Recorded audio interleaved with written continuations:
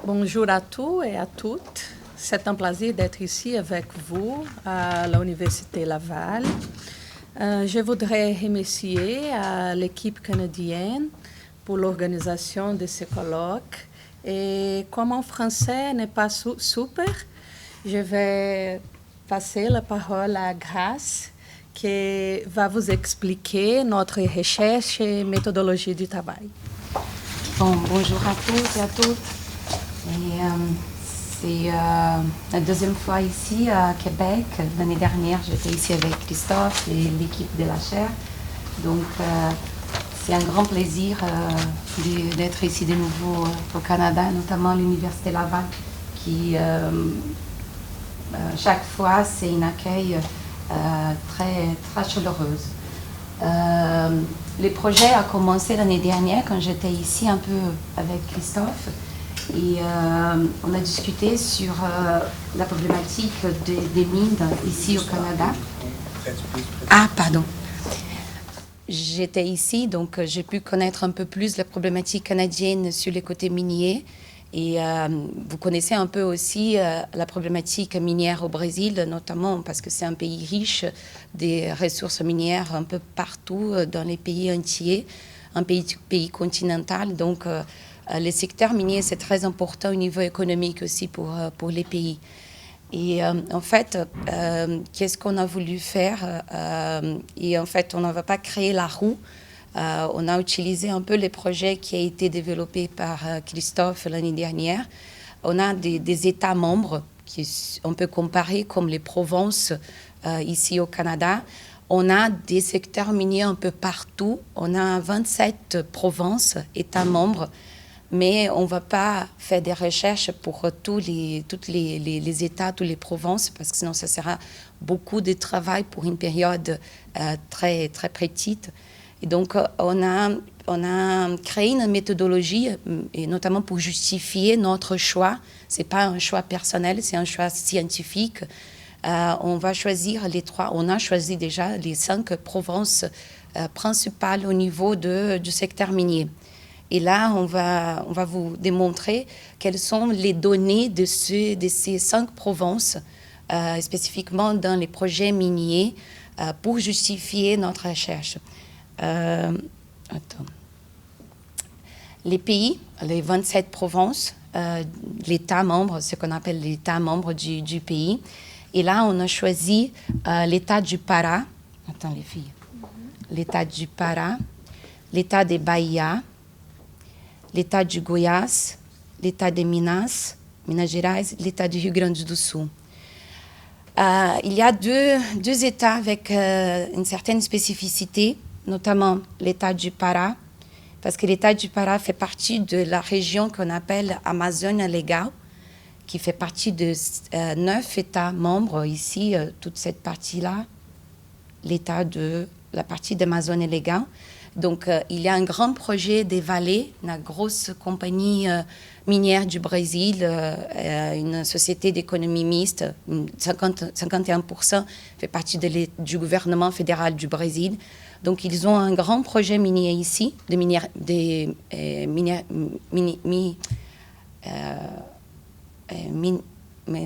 comment ça s'appelle là, les miniers de fer, miniers de fer, et notamment à Minas Gerais, où on a eu les 2 gros accidents de la chute des barrières. Minas Gerais est la province de la ville de Mariana et la ville de Brumadinho, où se trouve l'accident de Samarco, 2015, et où se trouve l'accident de Brumadinho en 2019, cette année, début de cette année. Donc, on va travailler là aussi. Rio Grande do Sul, il y a aussi, c'est l'état des Jamil.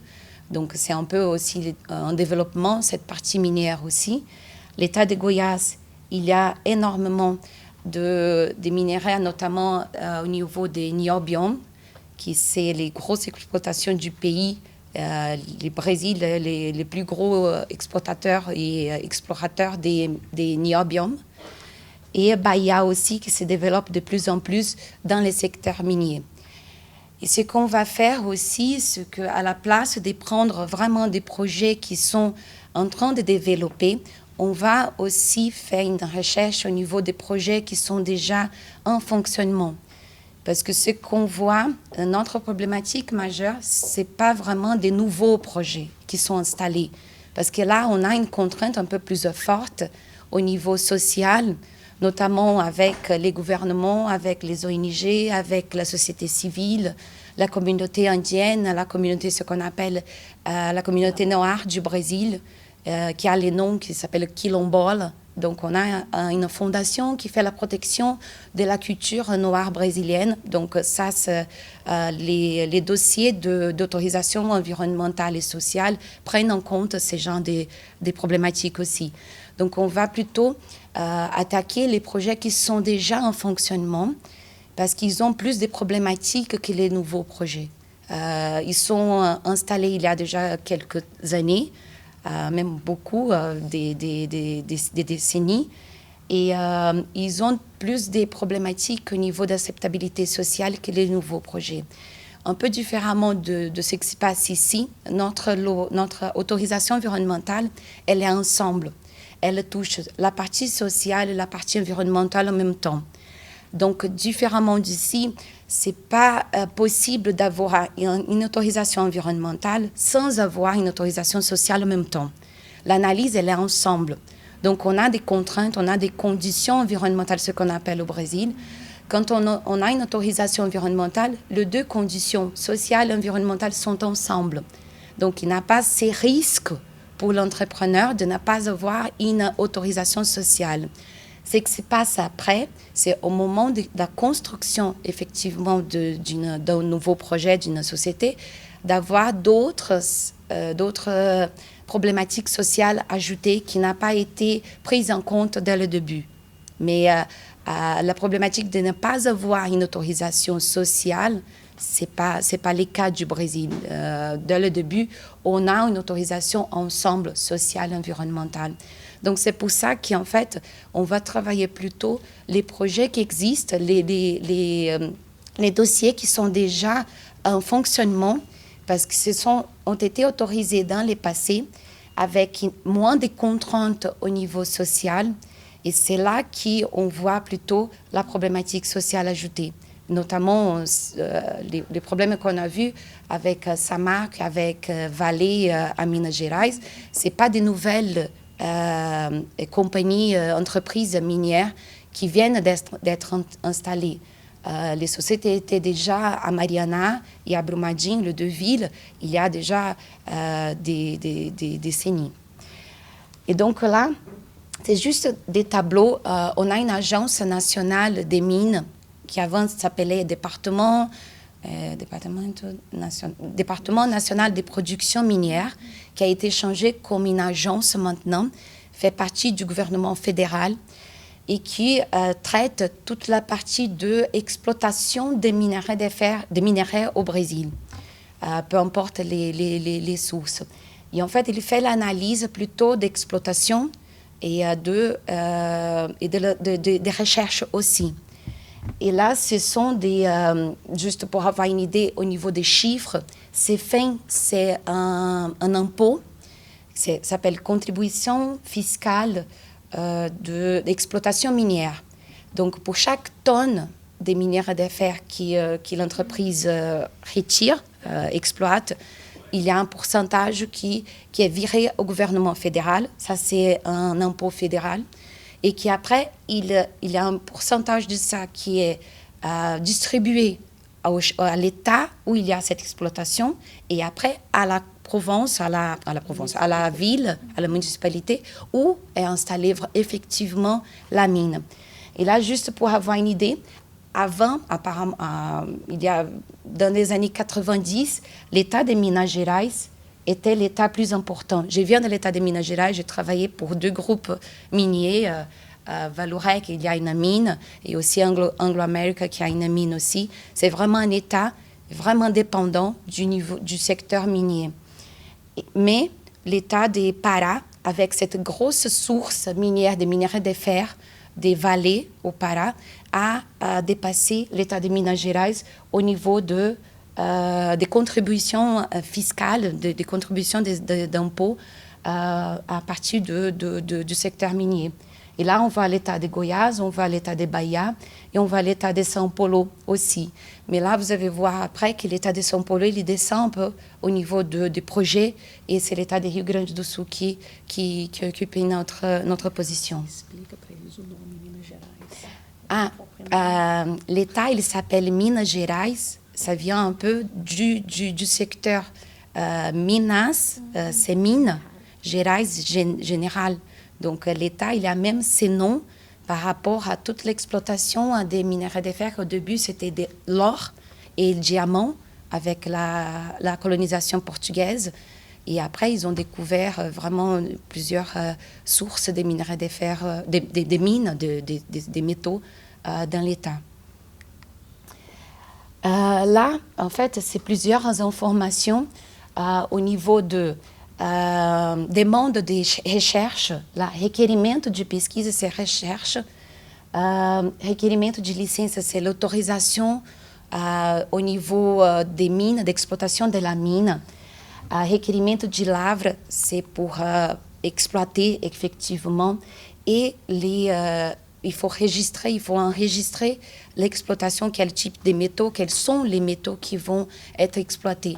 Anglo-Amérique, par exemple, elle a un site à l'État de Goiás, à Catalão. Ils ont 2 métaux exploités en même temps. C'est du niobium et du phosphate. Donc, ils ont un enregistrement d'exploitation de 2 métaux pour le même site de production. Donc là, on a des demandes par rapport à l'État de Pará, de Minas, de Bahia, Mato Grosso, Goiás et Rio Grande do Sul. Donc là aussi pour démontrer comment ces États ont une particularité par rapport aux autres États du pays. Là, ce sont les licences qui ont été livrées, qui ont été déjà autorisées. Donc Minas, c'est le premier État, Rio Grande do Sul, c'est le deuxième. Donc c'est pour ça que Rio Grande do Sul a occupé une position un peu plus élevée en ce moment. L'État de Goiás, je fais une bêtise. Pardon. Voilà. L'État de Goiás et Bahia ici et Pará. Pourquoi Pará a descendu au niveau des licences? Parce que la plus grosse source d'exploitation minière a déjà sa licence maintenant qui s'est livrée par Vale, l'entreprise brésilienne. Donc c'est pour ça qu'elle a baissé au niveau des licences d'autorisation en ce moment, parce que la plus grosse la mine a été déjà autorisée, elle est en pleine exploitation. Et ces côtés la particularité de ce projet, c'est qu'il est au milieu de la forêt, entre guillemets, et la société a été obligée de tout développer au niveau social, c'est-à-dire toute l'infrastructure au niveau routier, au niveau ferroviaire, toute la partie de la ville. Ils ont bâti une nouvelle ville au niveau des écoles, des hôpitaux, de la partie loisirs. Donc, tout a été ajouté dans les projets d'autorisation environnementale et sociale pour avoir cette autorisation d'exploitation par Vale, la société brésilienne. Et même au niveau des transports aériens, parce qu'il n'y a pas d'aéroport, donc il y a une compagnie aérienne privée, notamment avec un partenariat avec Vale, qui fait le transport des salariés ou même des consultants, des autres entreprises qui travaillent avec ces projets-là pour les transports des autres personnes qui viennent du sud, du sud-est du pays. Notamment, c'est une mine installée au milieu du rien. C'est vraiment au milieu du rien. Donc voilà, c'est un peu la problématique qu'on va attaquer pendant cette période.